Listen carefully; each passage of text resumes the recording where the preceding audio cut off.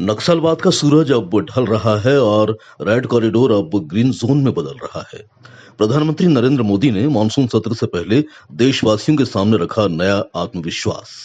संसद की देहरी पर दिए संदेश में उन्होंने कहा कि ऑपरेशन सिंदूर से लेकर स्वदेशी शक्ति तक भारत अब न केवल रक्षा में बल्कि अर्थव्यवस्था में भी दुनिया का भरोसा बन रहा है। प्रधानमंत्री नरेंद्र मोदी ने मानसून सत्र की शुरुआत से पहले मीडिया से संवाद में देश के आत्मबल और सुरक्षा के उस अध्याय को दोहराया जिसे ऑपरेशन सिंदूर ने दुनिया के सामने चमकाया।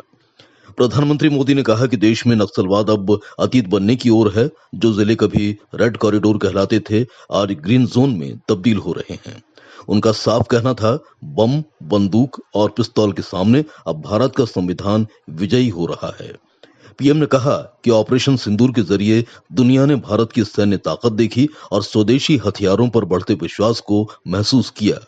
उन्होंने उम्मीद जताई कि संसद में इस अभियान को लेकर एक स्वर में ओजस्वी भावनाएं प्रकट की जाएंगी। उन्होंने देश की आर्थिक स्थिति पर भी बात की और बताया कि 2014 से पहले महंगाई दर जहां दहाई में थी अब वो 2% के आसपास है। उन्होंने इस दशक को शांति और प्रगति का युग बताया। नमस्कार दोस्तों,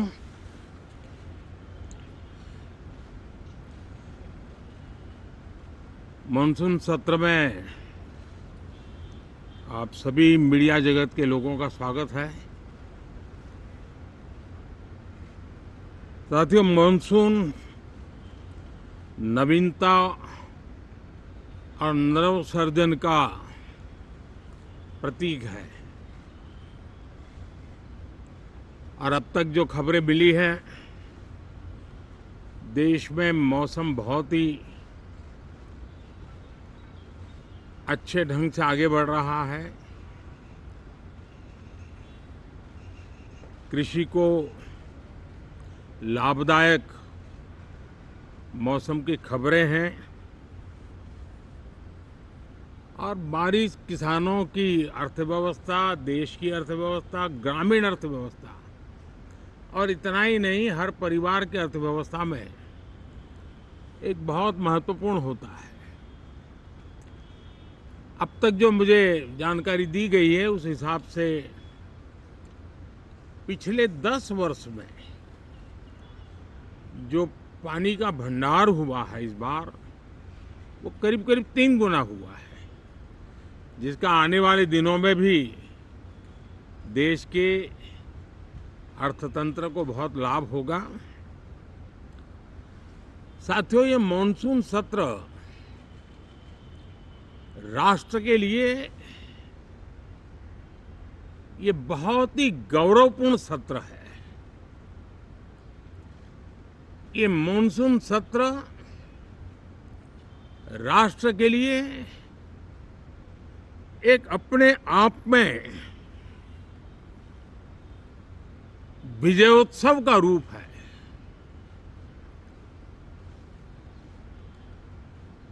और जब मैं कहता हूं कि सत्र राष्ट्र गौरव और विजयोत्सव का सत्र है, तो सबसे पहले तो मैं पहली बार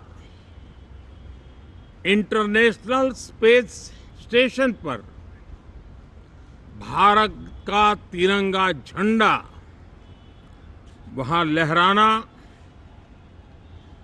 ये हर देशवासी के लिए गौरव की पल है। देश में साइंस टेक्नोलॉजी के प्रति, इनोवेशन के प्रति नया उमंग और उत्साह भरने वाली ये सफल यात्रा रही है और पूरे संसद, लोकसभा, राज्यसभा दोनों सदन देशवासी जिस गौरव का अनुभव कर रहे हैं उसमें एक स्वर से जुड़ेंगे, एक स्वर से इसका यशगान होगा। जो भारत को अंतरिक्ष में नई ऊंचाइयां पर पहुंचाने वाले जो भावी कार्यक्रम हैं, उनके लिए भी प्रेरक बनेगा, प्रोत्साहक बनेगा। साथियों, ये मॉनसून सत्र एक विजयोत्सव है। पूरी दुनिया ने भारत की सैन्य शक्ति का, भारत के सैन्य के सामर्थ्य का रूप देखा है। ऑपरेशन सिंदूर में भारत की सेना ने जो लक्ष्य निर्धारित किया था 100% अचीव किया। आतंकियों के आकाओं के घर में जाकर के 22 मिनट के भीतर भीतर ऑपरेशन सिंदूर के तहत उसको जमींदोज कर दिया गया। और मैंने बिहार की एक कार्यक्रम में इसकी घोषणा की थी, जो हमारी सैन्य शक्ति ने बहुत ही कम समय में सिद्ध करके दिखा दिया। और इसमें मेड इन इंडिया सैन्य शक्ति का ये नया स्वरूप, इस पर भी दुनिया बहुत आकर्षित हुई है। इन दिनों विश्व के जिन जिन लोगों से मिलना होता है तो भारत के इस मेड इन इंडिया जो औजार तैयार हो रहे हैं, उसके प्रति दुनिया का आकर्षण बढ़ रहा है। मुझे विश्वास है कि जब सदन इस विजयोत्सव को एक स्वर में विजय के भाव से इस सत्र के दरमियान उन ओजस्वी तेजस्वी भावनाओं को प्रकट करेगा, तो भारत की सैन्य शक्ति को बल मिलेगा, प्रोत्साहन मिलेगा, देशवासियों को प्रेरणा मिलेगी और सैन्य क्षेत्र में जो रिसर्च, इनोवेशन और मैन्युफैक्चरिंग हो रहे हैं, made in India defence equipment बन रहे हैं, उसको भी एक बल मिलेगा और जो भारत के नौजवानों के लिए नए रोजगार के अवसर पैदा करेगा। साथियों, ये दशक हम एक प्रकार से देख सकते हैं कि शांति और प्रगति कंधे से कंधा मिलाकर के आगे बढ़ने के कदम कदम पर प्रगति के एहसास करते रहे हैं।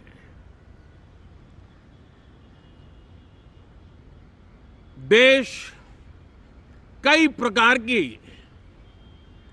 हिंसक वारदातों का शिकार रहा है, लंबे अरसे तक शिकार रहा है। देश आजाद हुआ तब से ये समस्या को हम झेल रहे हैं, चाहे आतंकवाद हो, नक्सलवाद हो। कोई प्रारंभ में शुरू हुआ होगा, कोई बाद में शुरू हुआ होगा, लेकिन आज नक्सलवाद का, माओवाद का दायरा बहुत तेजी से सिकुड़ रहा है।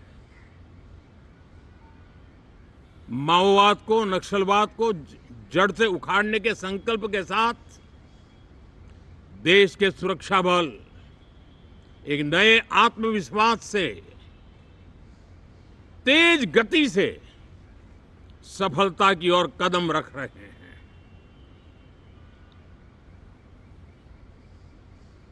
और मैं गर्व से कह सकता हूं,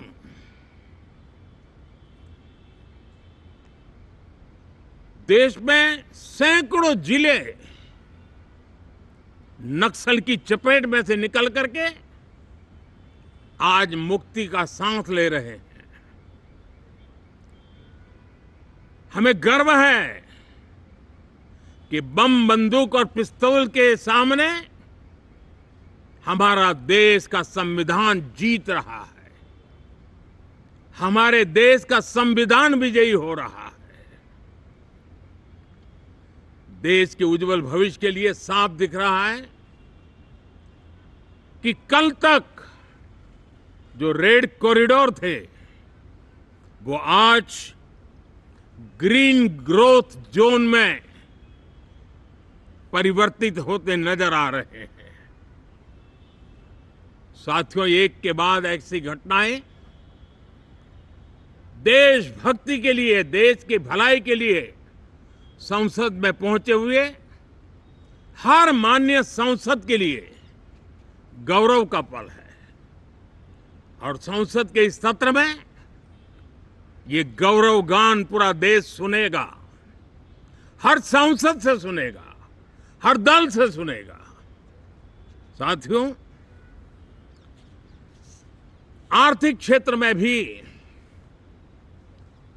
जब 2014 में आप सबने हमें जिम्मेवारी दी, देश फ्रेजाइल 5 की अवस्था से गुजर रहा था। 2014 के पहले वैश्विक अर्थव्यवस्था में हम 10वें नंबर पर थे और आज भारत तेज गति से दुनिया की तीसरे नंबर की अर्थव्यवस्था बनने की दिशा में आगे बढ़ रहा है, दरवाजे पर दस्तक दे रहा है। इन दिनों 25 करोड़ गरीबों का गरीबी से बाहर निकलना, जिसको विश्व की अनेक संस्थाएं सराहना कर रही है। देश में एक जमाना था 2014 के पहले जब महंगाई का दर, इन्फ्लेशन रेट डबल डिजिट में हुआ करता था।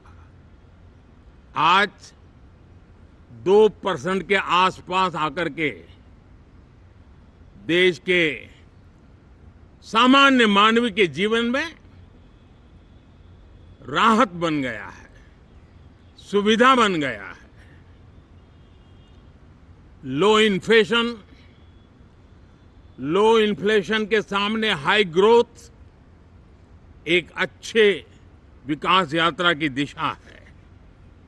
साथियों, डिजिटल इंडिया, यूपीआई आज भारत के एक नए सामर्थ्य को दुनिया देख रही है, पहचान रही है और ज्यादातर देश में उसके प्रति एक आकर्षण पैदा हो रहा है। यूपीआई ने फिनटेक की दुनिया में अपने एक नाम कमाया है। रियल टाइम डिजिटल ट्रांजैक्शन दुनिया में सबसे ज्यादा हो रहे हैं। दुनिया में जितने हो रहे हैं, अकेले भारत में उससे ज्यादा हो रहे हैं। साथियों, पिछले दिनों इंटरनेशनल लेबर ऑर्गेनाइजेशन का एक वैश्विक समागम था और उसमें भारत ने बहुत बड़ी ऊंचाई प्राप्त की है। आईएलओ का कहना है कि 90 करोड़ से ज्यादा लोग भारत में अब सोशल सिक्योरिटी के दायरे में हैं। ये अपने आप में एक बहुत बड़ा अचीवमेंट है। उसी प्रकार से वैश्विक संस्था WHO ने ये कहा है कि भारत अब आंख की जो बीमारी आमतौर पर बारिश के सीजन में ज्यादा देखी जाती थी, ट्रैकोमा, अब भारत को WHO ने ट्रैकोमा फ्री घोषित किया है। तो आरोग्य के क्षेत्र में भी ये अपने आप में एक महत्वपूर्ण भारत के लिए सिद्धि है। साथियों, पहलगाम की क्रूर हत्या, अत्याचार, नरसंहार, पूरी दुनिया चौंक उठी थी। आतंकवादी और आतंकवादी के आके दुनिया का ध्यान उनकी तरफ केंद्रित हुआ था। और उस समय दल हित छोड़ करके देश हित में हमारे ज्यादातर दलों के प्रतिनिधि, ज्यादातर राज्यों के प्रतिनिधि विश्व भ्रमण किया, दुनिया के अनेक देशों में गए और एक स्वर से दुनिया के सामने आतंकवादियों का आका पाकिस्तान को बेनकाब करने का एक बहुत सफल अभियान चलाया। मैं आज राष्ट्रहित में किए गए इस महत्वपूर्ण कार्य के लिए उन सभी सांसदों की सराहना करना चाहता हूं, सभी दलों की सराहना करना चाहता हूं और उसने देश में एक सकारात्मक वातावरण पैदा किया। विश्व ने भारत की बात को स्वीकार करने की दिशा में अपने मन के द्वार खोले और इसके लिए ये हमारे सांसदगण, हमारे राजनीतिक दल सराहना करने के मेरे लिए सौभाग्य है। साथियों, हम जानते हैं कि ये स्पिरिट, एक स्वर, एक एकता का वातावरण देश को कितना उत्साह से भर देता है। विजयोत्सव का ये पर्व इस मॉनसून सत्र में भी उसी भाव से प्रकट होगा।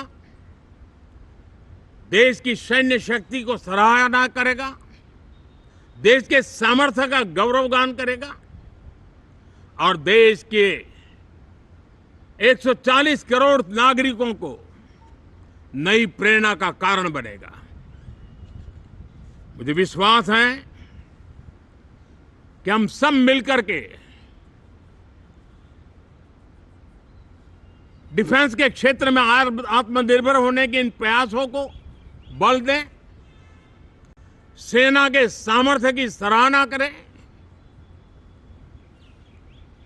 और मैं आज देशवासियों के सामने जरूर कहूंगा और देश के राजनीतिक दलों से भी कहूंगा